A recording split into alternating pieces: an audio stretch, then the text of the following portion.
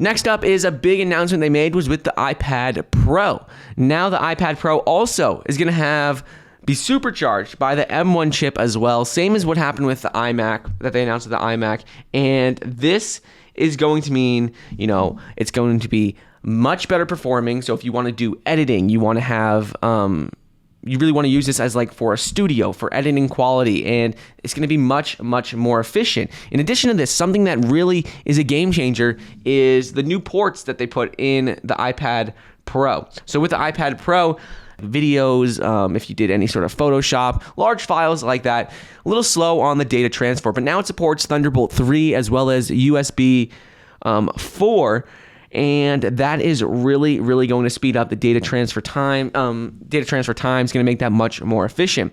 Well, another thing that I really like about this is they have the millimeter wave 5G connectivity. They brought 5G to the iPad Pro.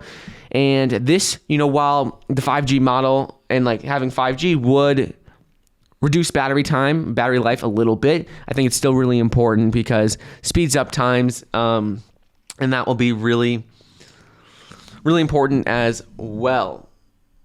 One thing to keep in mind though is similar to the other models that they've had in the past, they've actually upgraded the front-facing camera for FaceTime. And what it is they have a 12 megapixel ultra-wide camera with 120 degree field of view.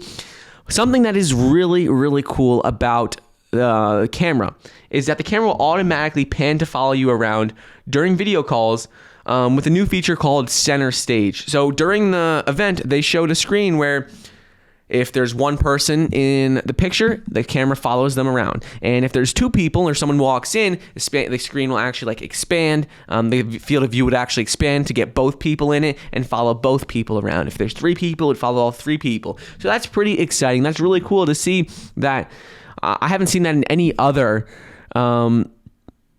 product out there recently, especially in an iPhone. That has not been released in an iPhone. So that is really, really cool that the camera follows you around. So if you move, as long as it's in its field of view, it'll pan to see you better there. So that is called Center Stage. And the iPad Pro also will support, obviously, the Apple Pencil, Smart Keyboard Folio, as well as the Magic Keyboard, which has recently come out.